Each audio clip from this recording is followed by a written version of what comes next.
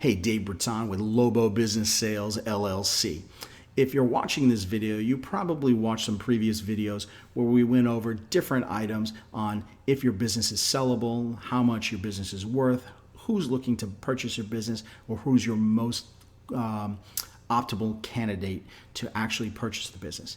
Now we have to go into the topic of how does this actually happen? How does this go from, yes, I want to sell my business to actually receiving a check for the sale of the business? It is a long process. I want to say up front, this is not something that is done in 1 or 2 days. It simply doesn't work like that. This is a very long tail process. There is multiple avenues, and when you're working with a professional business broker, they should be taking the time to carefully prepare your business for sale, carefully look at the valuation of it, and prepare all the marketing materials and implement it into the marketplace so your business is being solicited to the correct buyers and it's done in a confidential way. Once those purchase offers come in, that goes into another phase of the actual sales process, which includes a due diligence phase, a pre-closing phase, closing, and post-closing phase. The best way to go over all these, because it will be different with every type of business, though there are some common denominators, each business sale is unique in nature. I want to go over some of those common denominators, and if you have more questions, just go ahead and you can book a call and we'll give you a complimentary consultation. But let's go over some of the processes that we're going to look at. Every business that goes for sale, the first question, just going like we said in the first video, is a buyer's going to want to know what the business makes. The way we're going to do this is we're going to evaluate the financials, prepare all the financials in a recasted format to derive to that discretionary earnings level. This is a compilation of working together with your team, and your team it can be small or large depending on the scope of the transaction, but at the very minimum side, you're going to be working with your business broker and your attorney, accountant, and CPA for the financial parts. Once those are derived and they are clearly articulate of what the business is, that's when the memorandums and some of the confidential business review packages, or quote unquote the marketing materials, are going to be drafted from your business broker. This is going to give the business a little bit of an introductory. One is going to be what's known as a one-page teaser sheet, which doesn't disclose the name of the business, the location of the business, but will disclose how much the business has on the discretionary earnings, which is, once again, the first thing that anybody's going to look at before they even inquire, and how to basically contact the representative to get further information. Once that's completed, we're going to go into what's known as a non-disclosure agreement and go into a general pre-qualification of the buyer to make sure that this might be a fit. If that's the case, we'll probably do multiple calls, multiple follow-ups with that buyer to really narrow down that this may be a fit. If it is, and if the buyer is financially qualified and has the experience or the ability to gain the experience or bring on the experience to purchase the business, at that point we'll introduce more items, which may include a confidential business review packet, a meeting with the seller of the business, a visit to the premise of the business, things of that nature. At that point, when that is completed, if there's interest in the acquisition of that business, your business broker is going to ask that buyer for an offer. That offer will be presented to you. There's some negotiation that goes back and forth, but if both parties agree on price and terms, then a letter of intent or an asset purchase agreement is completed.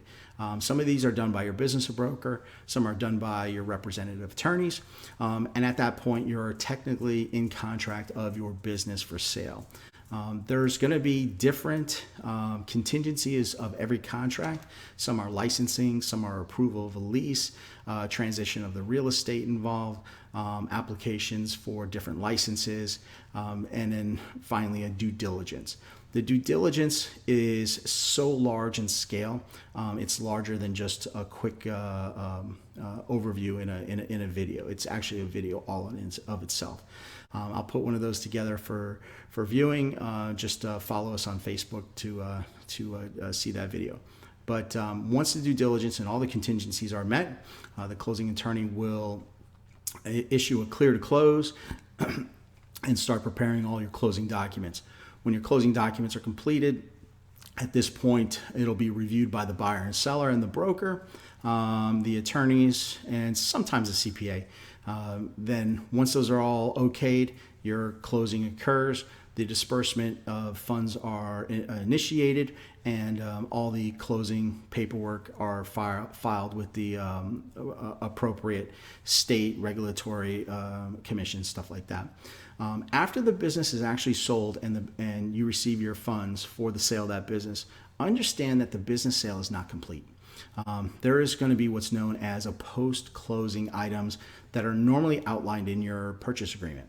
This may include training and transition, help with licensing, help with sometimes lease negotiations, and maybe employee turnover. And in some instances, especially if you're dealing with a private equity group, sometimes you're not selling the entire business, so you're actually retained on a manager type of role. This is a whole nother topic, once again, another video. But in a nutshell, that is some of the common metrics that you're going to see, or common denominators. And once again, each business is very unique. So some of these may be included more, some less, and other areas added. But your business broker can discuss these with you normally when you look to engage with your business broker. So what should you do now? You've watched some videos. Hopefully you've gained a little bit of an idea of what the process of selling the business was versus actually getting to the end point. And maybe you're saying to yourself, you know what, I do want to sell my business. I am looking for a professional business broker, and I'm ready to go. I want to get this done. I want to move on to my next opportunity, my next adventure, or maybe retire, or maybe simply just cash out. So the first thing you want to do is you want to interview multiple brokers. Look at their credentials, look at their experience level, and look at if they're right for you. There's different personalities, there's different qualifications. There's no one that's right or wrong across a whole spectrum, but there's going to be one that's right or wrong for your particular business sale. So you want to have somebody that you're comfortable with and understands what you're looking to do. If you'd like to book a call with us, we have a link below to book a call. That's an open calendar. If there's an available time that you're looking for, it will show up on our calendar. Our initial calls and consultations are complimentary, free of charge. They normally last anywhere from about 15 to 30 minutes, and it'll give us an idea of if we can help you and if we can provide you the service to excel in the exit of your business. So once again, to get started on the process, go ahead and book a call. Once again, it's confidential. There's no obligation to actually hire us as your business broker, but it'll give you an opportunity to speak with at least one business broker and start on the process of selling your business. I want to thank you for taking the time to view these videos. I know it's never fun sitting down and watching a whole bunch of videos when you just want to kind of get to the point and maybe sell the business. But I think it's important that we showcase some of the process and what to expect before you even start the journey. If I can be of any service, feel free to contact us online. Once again, you can book a call right below using the book a call button. And I want to wish you the best. Keep that entrepreneur spirit shining bright. This is Dave Britton with Lobo Business Sales, LLC. Have a great day.